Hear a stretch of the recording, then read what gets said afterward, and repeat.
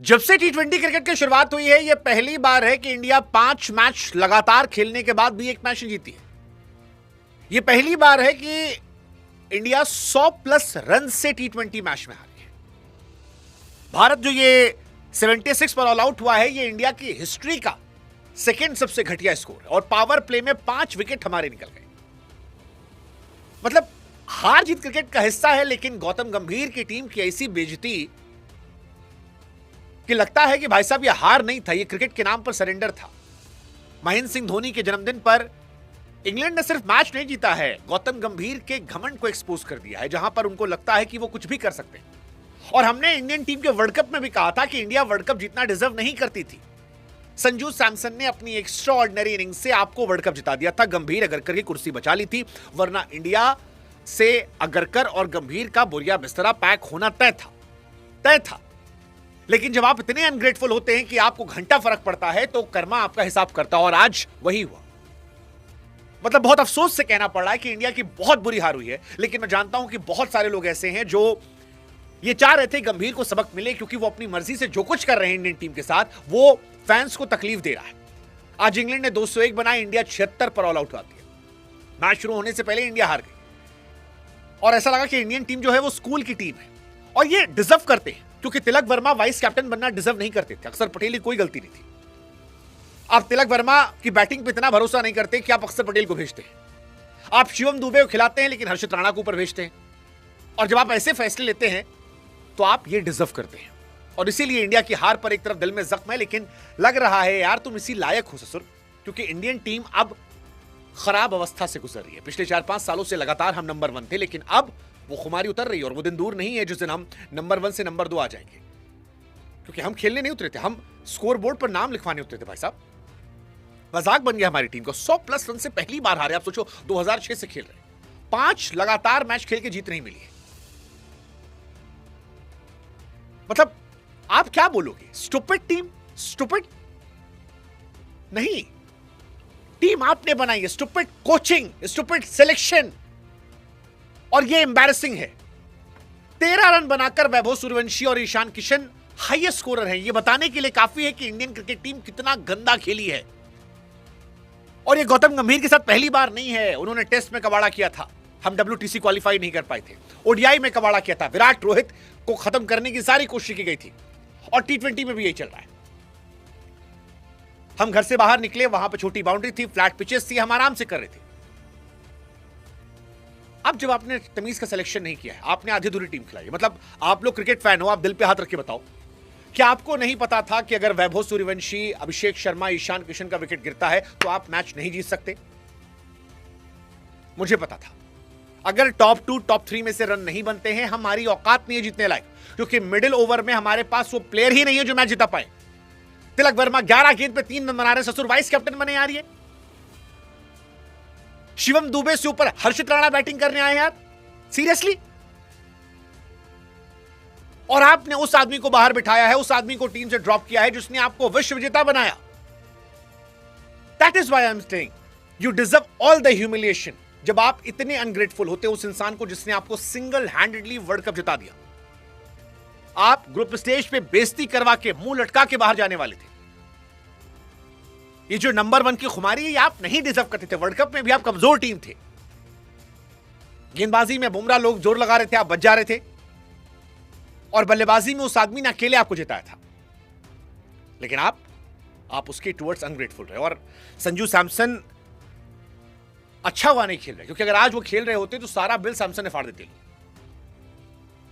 भाई तिलक वर्मा की जगह T20 टीम में नहीं होती, आप उसको वाइस कैप्टन बनाए हो यार। उससे वैभव सूर्यवंशी को टोपी दिलवाए थे।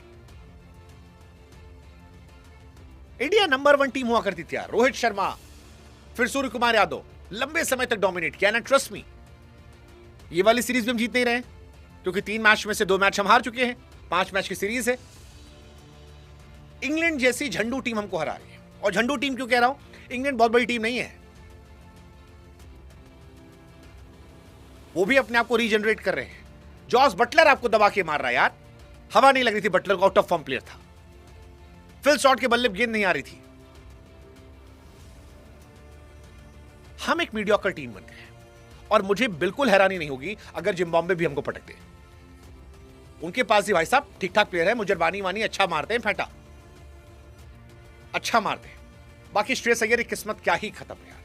मतलब श्रेयस अय्यर आते ही पहली बार इंडिया 5 विकेट पावर प्ले में, पहली बार इंडिया 5 मैच में हारी, पहली बार इंडिया 100+ रन से हार रही है। और सवाल ईशान किशन को लेकर भी आएगा। भाई साहब आप 5 मैच फ्लॉप हो चुके हैं। संजू सैमसन को 3 खराब मैच के बाद ड्रॉप कर दिया गया था। और गौतम गंभीर का सिलेक्शन इतना बेशरम है कि अगले मैच में देखना वो संजू सैमसन को पानी पिलाएंगे, जैसे उन्होंने बाहर कर रखा है आगे की सीरीज से। Sanju Samson is not playing Zimbabwe series. 3 खराब मैच वो बाहर बैठा है, ईशान 5 मैच बाद अंदर खेल रहे हैं। यूके टूर इंडिया के लिए एम्बैरेसिंग टूर हो रहा है, बट एम्बैरेसिंग ज्यादा मैं कहूंगा इंडिया को एक्सपोज करने वाला टूर हो गया है। आयरलैंड से मैच हारे, आयरलैंड ने 2-2 मैच हरा दिया, इंग्लैंड हमें हरा रहा है बैक टू बैक। और ये उस टीम की कहानी है जो वर्ल्ड कप जीतने के बाद से 1 मैच जीती है, जो पावर प्ले में गेंदबाज को बल्लेबाजी करने भेज रही है, जो अपने ही प्लेयर टूर्नामेंट को ड्रॉप कर रही है और फ्लॉप स्टार्स को ढो रही है।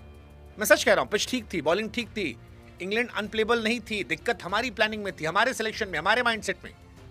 और अब इंडिया को सीरियस लेवल पे सोचना शुरू करना पड़ेगा, वरना ये शुरुआत है, ये शुरुआत है। क्योंकि आंकड़े झूठ नहीं बोलते और आज के आंकड़े चीख चीख कर कह रहे हैं कि इंडियन क्रिकेट में कुछ सड़ रहा है, कुछ सड़ रहा है। और इसीलिए शर्म की लिस्ट आ रही है। इंग्लैंड में 2-0 से हम पीछे चल रहे हैं। बार बार मैं कह रहा हूं कि 5 मैच लगातार खेल के हम नहीं जीत रहे, 76 पे ऑल आउट हुए हम यार। पूरा दौरा आयरलैंड का, इंग्लैंड का डरावनी फिल्म बन चुका है। कितने मैचेस हारोगे भाई? 1 हारे, 2 हारे, 3 हारे, 4 हारे। ना बैटिंग हो रही है, ना बॉलिंग हो रही है, ना फील्डिंग हो रही है। मतलब ऊपर वाले नहीं चले तो आप खत्म है। अभिषेक शर्मा चल जाते हैं तो पावर प्ले ठीक हो गया, मिड ओवर में कोई चलता नहीं है। Ishan Kishan again he is losing opportunities, क्योंकि आयरलैंड के सामने एक मैच है 5 गेंद पे 1 रन, 9 इंटेंट ना रन, 11 गेंद 12 रन, अगेन 0 पे 2 इंग्लैंड के सामने। पिछला मैच चले थे तो टेस्ट मैच वाली पारी खेली थी 40 पे 49, आज 9 बॉल 13। श्रेयस अय्यर क्या फालतू शॉट खेलकर आउट हुए हैं। और सबसे हैरानी है आपके फैसलों में। आप टीम सिलेक्शन देखो, आगे भी जो टीम सेलेक्ट की है, मयंक यादव को सेलेक्ट किया है, यश ठाकुर को सेलेक्ट किया है, शर्मा को सेलेक्ट किया है। इन सबसे ज्यादा विकेट रसिक डार सलाम ने लिए थे। जितने 4 बॉलर सेलेक्ट किए गए हैं, इन 4 ने मिलकर 16 बॉलर विकेट निकाले थे और रसिक डार सलाम ने 19 निकाले थे। लेकिन आपकी आरसीबी से दुश्मनी, आपने नहीं सेलेक्ट किया। आप अपने खिलाड़ियों को खिलाते हैं। हर्षित राणा को 7 नंबर पे खिलाना पावर प्ले पे, शिवम दुबे से ऊपर हर्षित राणा बैटिंग करने। मतलब दिनेश कार्तिक कह रहे थे कि हर्षित राणा बैटिंग करने आए। Are you kidding me? Harshit ने डोमेस्टिक क्रिकेट में पावर प्ले बैटिंग नहीं की है और अक्षर पटेल को तिलक वर्मा से ऊपर। भाई तिलक वर्मा को रखा क्यों है? वैभव सूर्यवंशी का डेब्यू कराने के लिए? ये स्ट्रेटजी है, डर। जब आप अपने मेन प्लेयर्स को छिपाने लगते हैं तो समझ जाइए कि ड्रेसिंग रूम में कॉन्फिडेंस नहीं बचा है, नहीं बचा है। और श्रेयस अय्यर भी कमबैक के बाद से बहुत कमाल नहीं कर पाए। 7 बॉल 3 रन, 7 बॉल 10 रन, एक मैच में 47 पे 68 था, फिर 37 और फिर 5 रन। एक अच्छी पारी, बाकी सब सन्नाटा है। और आज संजू सैमसन लोगों को परेशान कर रहे हैं क्योंकि अकेले बंदे ने आपको वर्ल्ड कप दिलाया था। आपकी टीम ग्रुप स्टेज से बाहर होने के कगार पर थी, लेकिन जो बदतमीजी उसके साथ की गई है, मैं फिर कह रहा हूं, ये अनग्रेटफुलनेस की कीमत है, कर्मा का हिसाब है। यार तिलक वर्मा को हटा के उसको खिला लेते, यार ईशान को नीचे भेज देते, शिवम दुबे को हटा के खिला लेते, उसे 3 नंबर पे खिला लेते। वैसे भी तिलक वर्मा क्या करते हैं? 200 रन चेस करना था, 11 गेंद पे 3 रन। तिलक वर्मा की स्पिन के सामने कमजोरी कहीं छिपी नहीं है। आईपीएल में दिखाई पड़ी, श्रीलंका दौरे पे दिखाई पड़ी, इंडिया के लिए दिखाई पड़ी।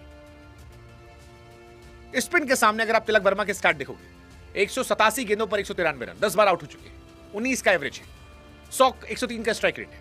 इस तरह आप वाइस कैप्टन हो। 6 पैक बनाने से रन नहीं बनते हैं। क्वालिटी स्पिन के सामने उनको समझ ही नहीं आता करना क्या है। और मैं तो खुलकर कह रहा हूं, इस वक्त तिलक वर्मा की जो फॉर्म है, उस फॉर्म पे वो इंडियन टीम में जगह डिजर्व नहीं करते। हालांकि वो अकेले जिम्मेदार नहीं है, बहुत सारे और भी लोग हैं। बट सिलेक्शन कमिटी एक्सपोज हो रही है। आपने जो संजू सैमसन को आगे के लिए हटाया, आप एक्सपोज हो रहे हैं। प्लेयर ऑफ द टूर्नामेंट को 3 खराब मैचेस के बाद ड्रॉप किया गया। शेम ऑन यू गाइस यार, शेम ऑन यू गाइस। और फिर आपने अगली सीरीज से भी ड्रॉप कर दिया उसे। And I feel bad for Vaibhav Suryavanshi also. इस खराब माहौल में वो टीम में आए हैं।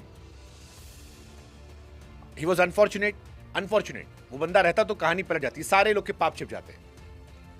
ये गौतम गंभीर के जितने पाप है सब छिप जाते, बट वो एक छक्का मारने के चक्कर में अनफॉर्चुनेट आउट। बट गौतम गंभीर, टू बी वेरी ऑनेस्ट, मतलब इंडियन क्रिकेट को डिस्ट्रॉय करने में कोई कसर नहीं छोड़ा है। खुदगर्जी जिस लेवल पे चल रही है, जिस लेवल पे उन्होंने अपना बाइजनेस दिखाया है इंडियन टीम में, कोई भी इंडियन टीम में आ जाता है और किसी एक टीम का कोई कितना परफॉर्म कर रहा हो नहीं आता है। यार वर्ल्ड कप जिताने वाले प्लेयर को आप कैसे ड्रॉप कर सकते हो यार, कम ऑन यार। रोहित शर्मा, सूर्य कुमार यादव के टाइम में ये बचे रह गए, क्योंकि उस टाइम एक रोहित गए तो एक टीम बना कर गए थे, वो टीम चल रही थी। अब वो टीम काफी शेक हुई है, तो सब हिला है। वर्ल्ड कप में मैं कह रहा हूं, वर्ल्ड कप इन्हीं किस्मत थी, लास्ट मोमेंट पे ईशान किशन और संजू सैमसन आए और दोनों ने तबाही मचा दी, वरना जो टीम इन्होंने सेलेक्ट की थी वो किसी लायक नहीं थी। और आईपीएल में आप फ्लैट पिच पे बैटिंग करवाते 250-250। आप जब बढ़िया विकेट आएगी तो सारी कमियां दिख रही हैं। आप इंग्लैंड की बैटिंग देखिए, शुरू में रन नहीं बन रहे थे, बटलर के बन रहे थे, सॉल्ट में थे। हमारे यहां तो कोई समय गुजारना चाहता ही नहीं है, आओ छक्का मारो, आओ छक्का मारो, जाओ। इसी वजह से इंडियन क्रिकेट को आज सबसे शर्मनाक हार देखनी पड़ी है। सबको छक्के मार रहे थे। Actually this is hammering my England. Shreyas Iyer जो कहते हैं ना, ये बर्दाश्त लायक नहीं। हाँ नहीं है भाई साहब, ये शर्मनाक हार है, दुखद हार है। मजाक उड़ रहा है दुनिया भर में हमारा।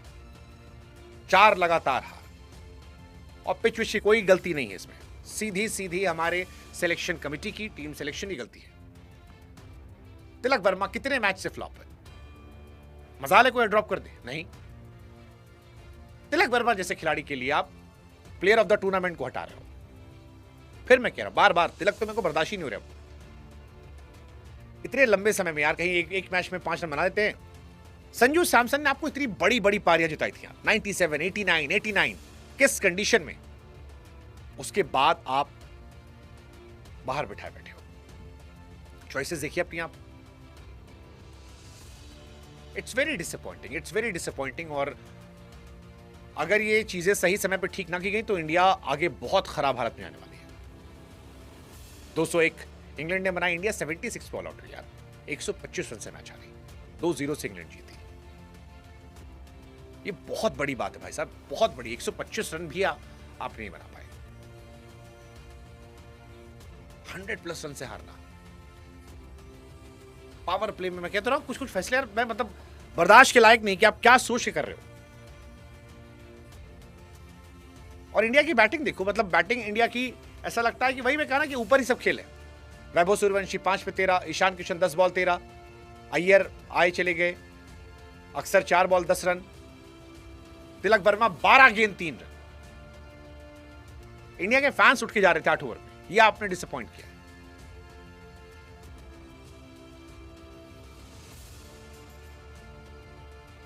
मतलब क्या करोगे आप? क्रिकेट जो है ना वो इस तरह से नहीं चल सकती। आधी रात को 2 बजे 3 बजे हम जगकर मैच कवर कर रहे हैं, ये ह्यूमिलेशन देखने के लिए। और जो मैदान पे गए थे 8 ओवर में मैच छोड़कर जा रहे हैं ह्यूमिलेशन देखने के लिए। That's disappointing, disheartening. और एक्चुअली इंडिया की बैटिंग भी नहीं है। मैंने कहा ना ऊपर 3 सिर्फ, वैभव, अभिषेक, ईशान, संजू आते संजू, उसके बाद की बैटिंग नहीं थी। 3 विकेट गिरे, मैंने पहले कहा था अगर 2 गिर गए इंडिया की औकात नहीं जीत जाए। अय्यर, अक्षर पटेल, तिलक वर्मा, हर्षित राणा, ये बैट आपको जिताएंगे?